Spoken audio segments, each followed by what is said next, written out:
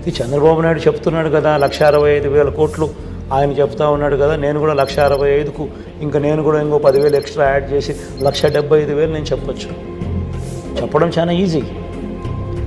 నేను ఆల్రెడీ 59 నెలల్లో చేసిన గవర్నెన్స్ ద్వారా దేవుడి దయతో ఆ క్రెడిబిలిటీ అనేది ఎస్టాబ్లిష్ అయ్యింది.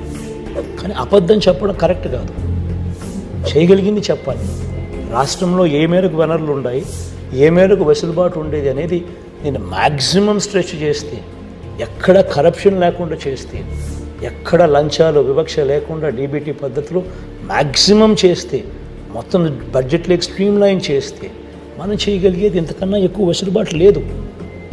అట్లాంటి దానికి నేను 70 నాది 70 అంటే 1,65,000 అంటే దాని అర్థమైంది ఆయన నేను మోసం చేయబోతున్నాను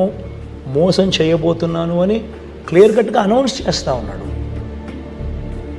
ఇంత దారుణంగా నేను మోసం చేయబోతున్నాను అని చెప్పి అనౌన్స్ చేస్తూ దాన్ని బుల్డోజ్ చేస్తూ తన అబద్ధాలు తన మోసాలతో ఈ దత్తపుత్రుడు వీళ్ళంతా బుల్డోజ్ చేస్తూ చెప్పడమే ఒక ఆశ్చర్యం. అబద్ధం అని తెలుసు, మోసం అని తెలుసు, జరగదని తెలుసు. 70,000 ఎక్కడ, 1,65,000 కోట్లు ఎక్కడ?